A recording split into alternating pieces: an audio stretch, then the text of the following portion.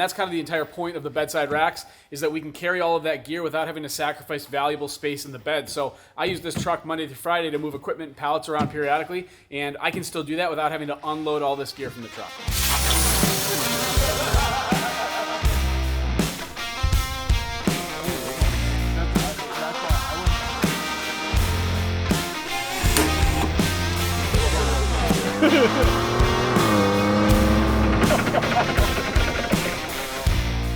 All right, welcome back. As you can see, I'm at the rear of our 2023 Raptor, another episode of our Raptor build. I've been excited for this one. We've been holding off on installing our bedside MOLLE panels to shoot this video when we had time and all this stuff.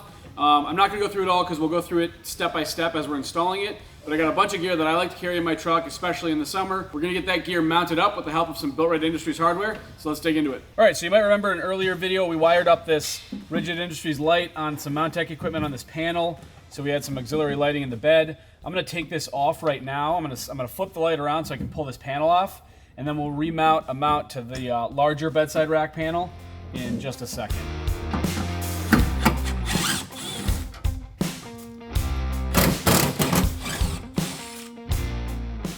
All right, so this is our driver rear panel. We pulled this off another truck, my last truck. And you can see we had a RotopaX mount here at the can. That fits really nice. A little tight near the rear tie down here. And also, I'm hoping to grab this 2-bolt Mountech base and take it off of this panel and put it in here somewhere so I can keep using that auxiliary light. We've got a quick fist riser mount over here to hold the handle of a shovel, but I've got about an inch here of wiggle room. So what I'm gonna do is, I'm just going to loosen the bolts holding this RotopaX mount in place, slide it over an inch, and tighten it back down. That's one of the benefits of the BuiltRight panels and our block and slot pattern, is that in addition to the mounting features, we've got these slots that allow you to shift things left and right, just very small increments, so that we can fit things just like we're about to do.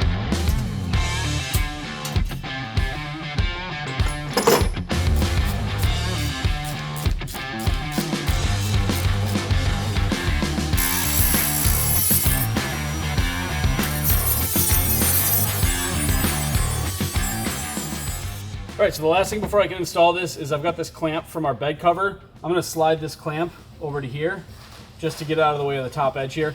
I could cinch this down and install it like that, but as long as I can get out of the way, I'm just gonna make that adjustment quickly.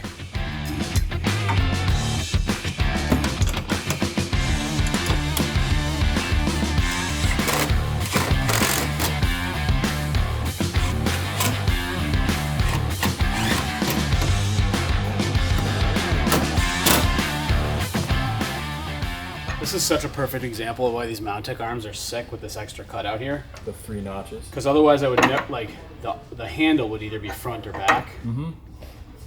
And this way, I can tuck it all the way back like this.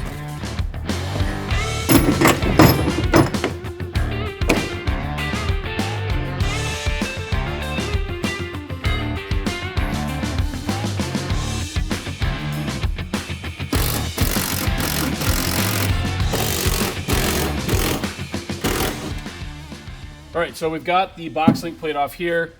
More or less, I'm planning to mount this panel something like there for the purpose of mounting our shovel like this.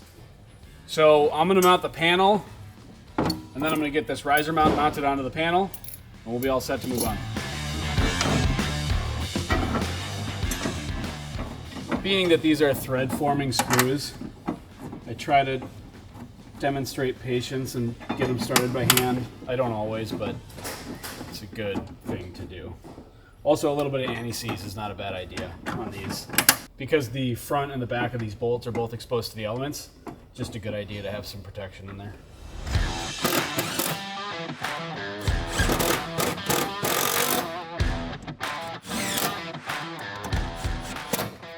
I'm going to throw the handle of the shovel into the mount we've got here and kind of eyeball where I want this to hang.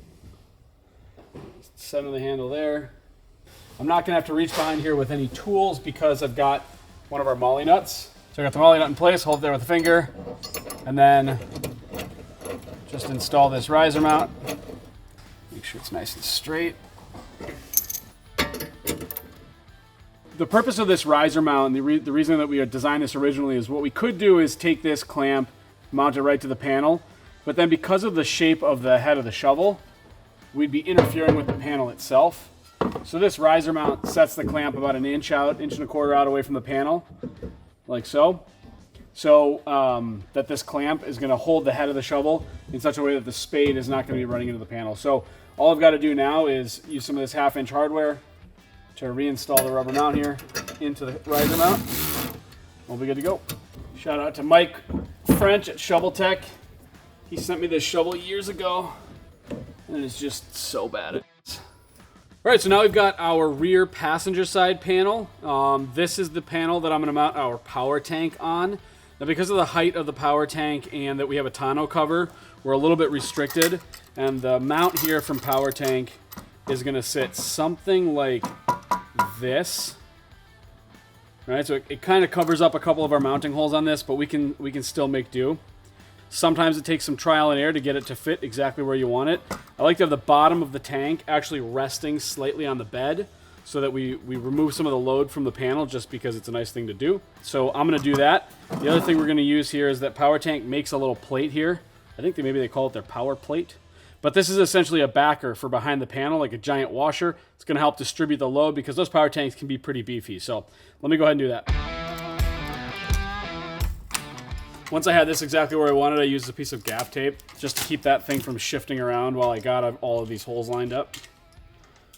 Now we're good. All right, so I got this in place. Tighten this on. Then we'll get the panel installed. All right, so then we got this power tank kind of fix-a-flat kit. I'm just going to strap this on here. It's a little bit easier while the panel's off, and then we'll get the panel installed.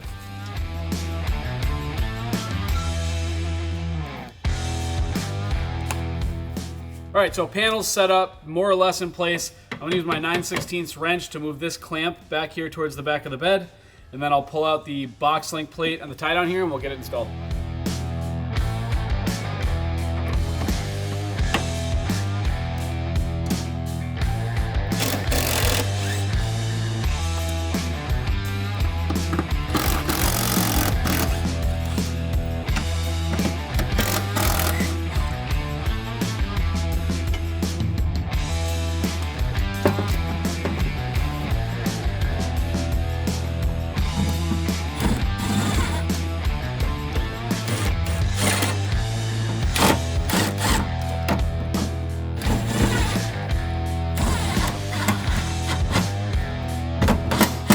All right, so we are covering up the last of the 4 box link mounting bolts here with our power tank mount. We did it a little bit carefully so that I'm gonna be able to reach through.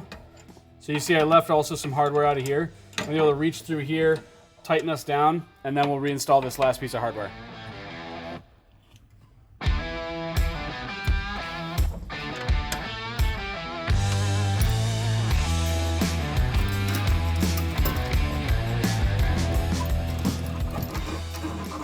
All right, so we got our power tank installed.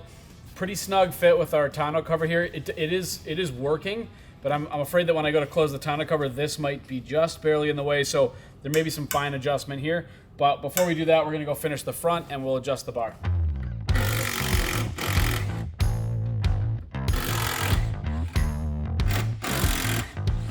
All right, so on the revolver cover here, I had a clamp installed here, and then a second clamp installed for the purpose really of just holding this strap. I'm gonna go ahead and move this strap onto here, and I may actually place that extra clamp somewhere over here.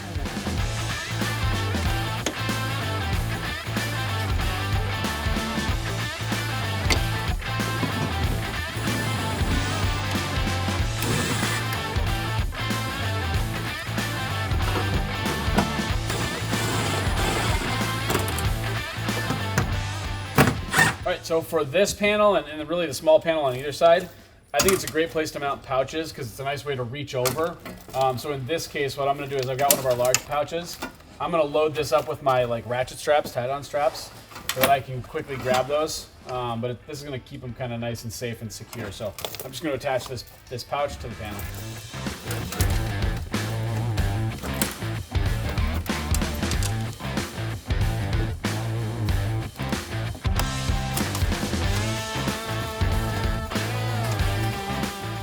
One of the things that we like to recommend is a Master Lock Python lock. This is a cable lock with the lock built into it.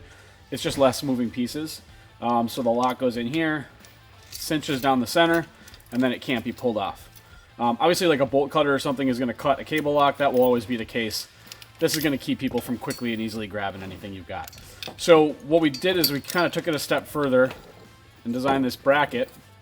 This is a 3D printed prototype, but this will be laser cut and CNC bent. That sits around the lock like that. I'm going to install it on this side so I can loop this cable lock around the shovel and the RotopaX can. I'm just going to slip that in there, and then I'm going to use a MOLLE nut to bolt it in at the bottom. That way we've got this lock captured here, and we're able to keep our stuff secure.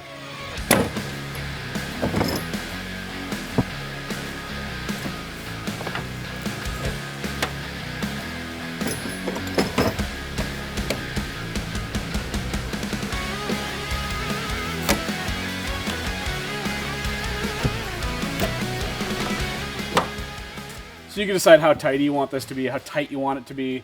I could bring this Velcro piece that comes with the lock back down here and loop it up or something, but I don't really care.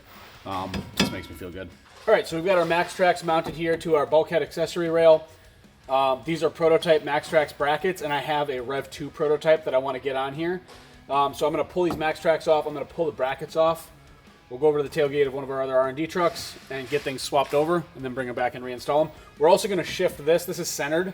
We're going to shift this to the left so that I can mount a MOLLE panel on the right-hand side of our bar here in order to hang some pouches for my recovery gear.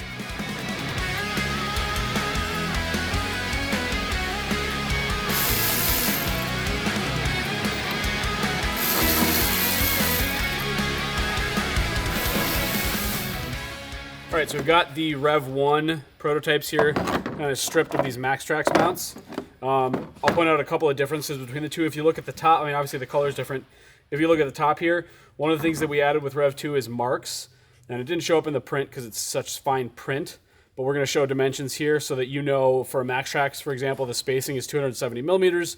You're going to know where to put these mounts without having to kind of screw around with that. And then the other thing is on the back, just getting us kind of closer to production, is that you can't really mold something like this and have it be strong and reliable.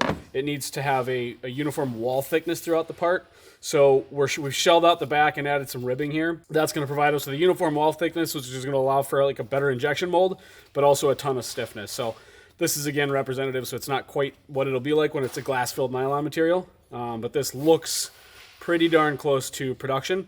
So I'm going to use this pair of these mounts. On one side, I'm going to use the MAXTRAX pins, which is one way that you'd be able to use these mounts. On the other side, I'm going to use some more standard hardware. We are going to include standard hardware that's going to work for a wide variety of traction boards, but be more cost effective. These MAXTRAX pins can be really expensive and can double the cost of a kit like this. So we're going to provide a more economical solution. And if you want to upgrade to the MAXTRAX pins, that's totally cool also. So I'm going to do one on each side just so that we can kind of test and play with both. All right, so on the back side of this mount, we've got these M10 bolts. This is going to be the mount that I'm going to test our kind of standard hardware with. You can see it sits there and it's going to keep the bolt from spinning. So on the top, I can use a nut and a washer. And I'm going to cinch this down. And we're using MAXTRAX, so I'm going to center the center of the washer on that far mark there to hit a 270 millimeter center to center distance on the two mounts.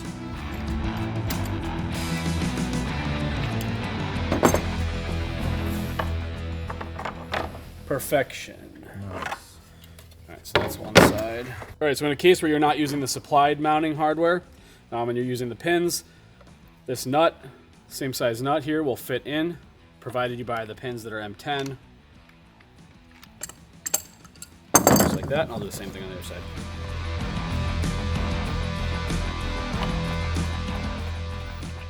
I mean, obviously the front of this matches the shape of a lot of traction boards, so you certainly could mount them like this.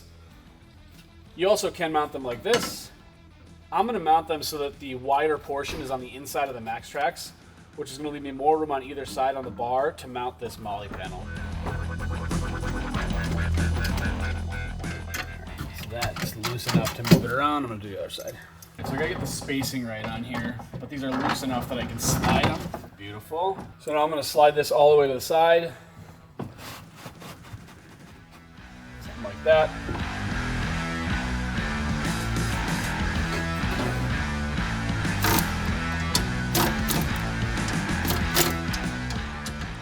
Try not to blow up our 3D prints here.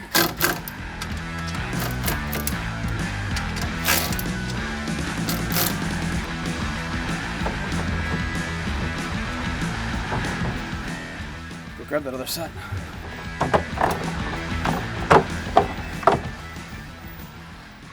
That's a 3D print test right there. Yeah, it's definitely gonna put the print to the test. So the MAXTRAX mount closes just fine. That bolt actually is a little bit short. There's a little bit of flex. I mean, they're 3D printed prototypes, but these extreme panels are not light.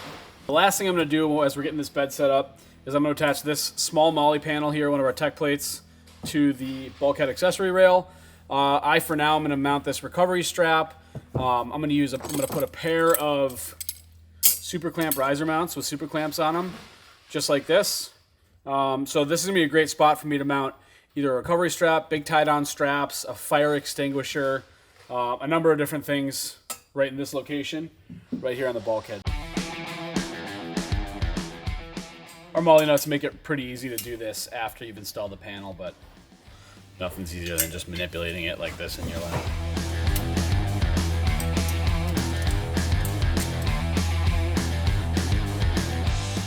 I'm going to use some of the hardware that we included with the bar. These little T-nuts are pretty slick because you can drop them into extrusion like this without having to have the hole cut into the extrusion. And it's just got a little spring-loaded ball there, so I'm going to throw 4 of these in here in order to mount the panel.